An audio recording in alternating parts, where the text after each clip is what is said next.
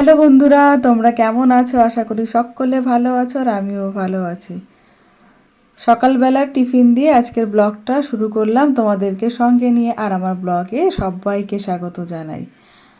আমার ব্লগ যারা দেখছো তাদের বলি, যদি তোমাদের কোনো জায়গায় একটুও ভালো লেগে থাকে তাহলে অবশ্যই লাইক, শেয়ার ও কমেন্ট করে দিও।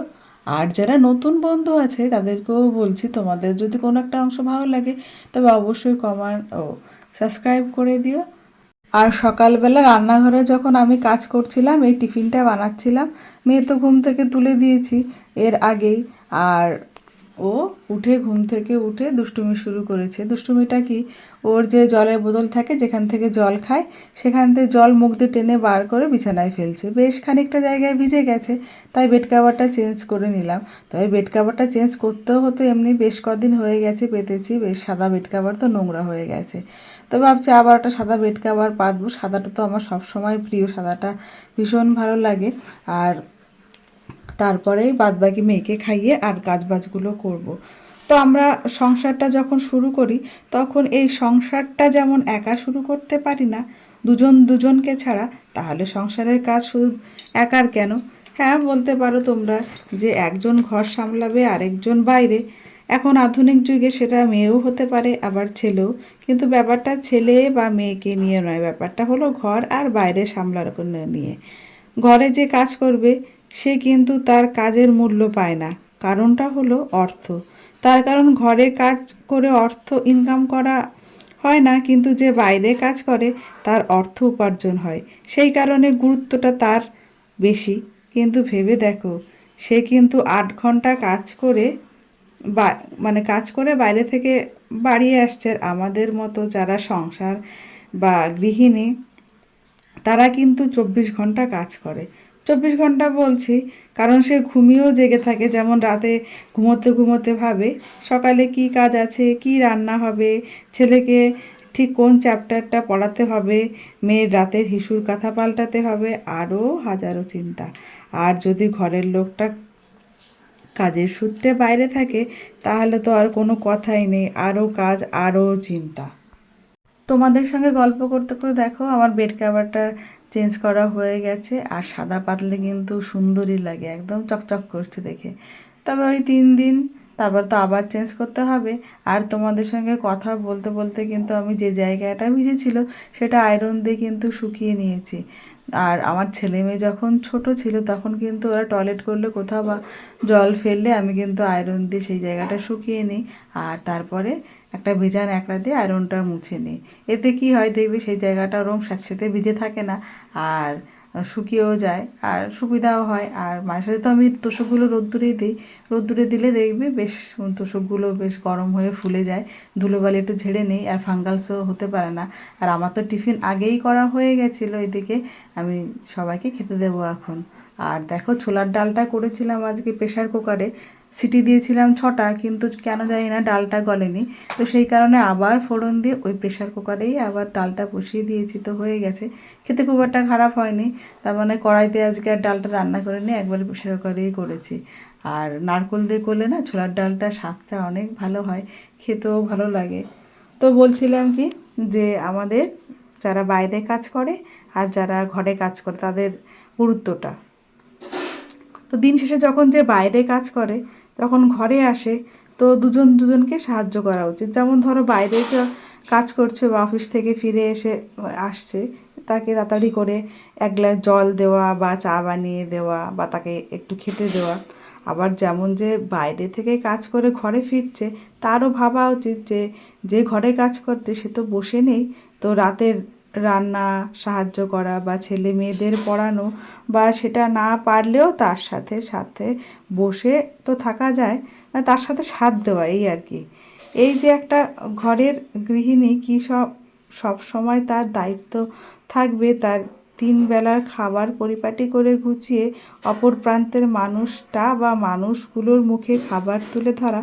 কিন্তু তারও তো কখনো কখনো ইচ্ছে হয় যে তাকেও প্রতিদিন না হয় সপ্তাহে কোনো একটা দিন তাকেও সুন্দর করে বেড়ে পরিবেশন করুক। এতে দেখবে পরস্পরের প্রতি বা পরিবারের প্রতি ভালোবাসা অনেক গুণ বেড়ে যায়।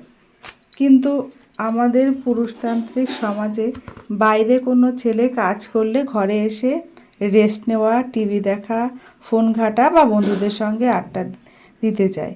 কিন্তু কোনো মেয়ে বাইরে থেকে কাজ করে এসে তার ফ্যামিলিকে সময় তো দিতেই হয়, আরও শুনতে হয় এতক্ষণ বাইরে ছিলে, এতক্ষণ কাজ আমরা সামলেছি, এখন সবটা তুমি সামলাও।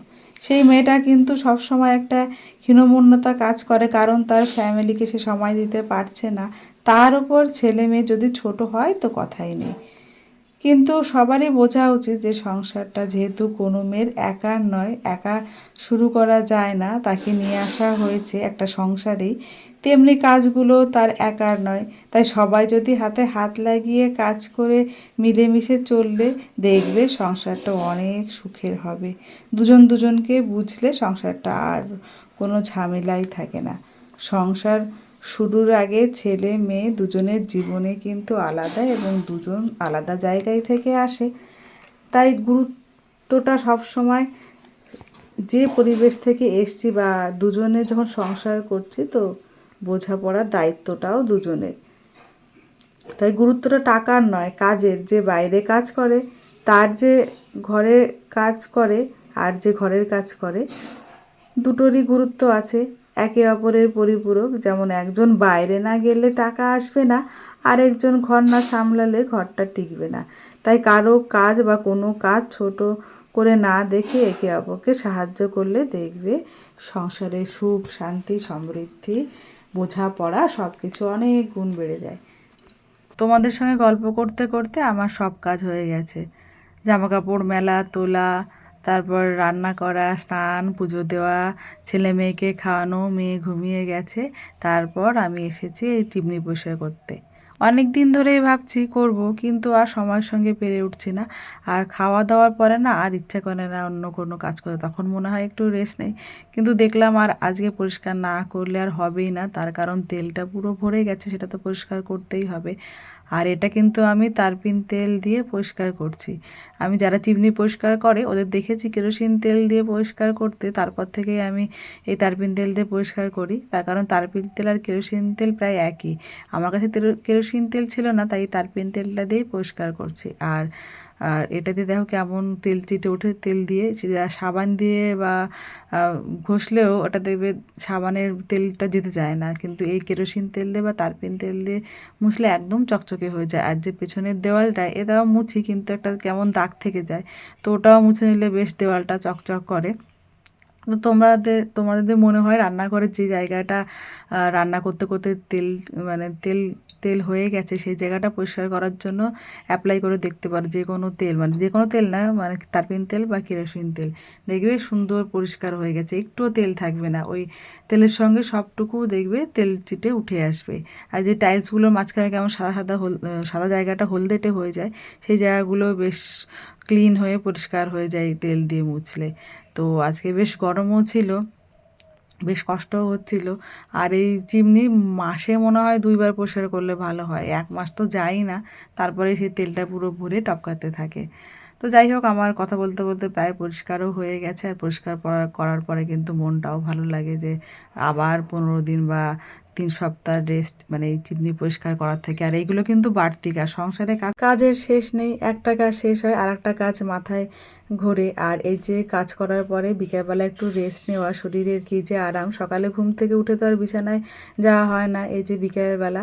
তারপরে মেয়ে উঠবে, ছেলের টিফিন, মেয়ের টিফিন, আবার চিন্তা। তো সেই সব কাজবাজ এখন প্রায় হয়ে গেছে। আর আমার এই চিমনির এই তেল জায়গাটা ধুতে কিন্তু ভীষণ খারাপ লাগে, প্রায় সাবান দিয়ে উঠেই না, গরম জল না করে ধোয়া যায় না। বলতে বলতে দেখো সব ধোয়াটাও হয়ে গেছে। আর তোমাদের কিন্তু ব্লগটা কেমন লাগলো অবশ্যই জানিও। পরের ব্লগে দেখা হবে, ততক্ষণ সবাই ভালো থাকবে, সুস্থ থাকবে, সবাইকে ভালো রাখবে।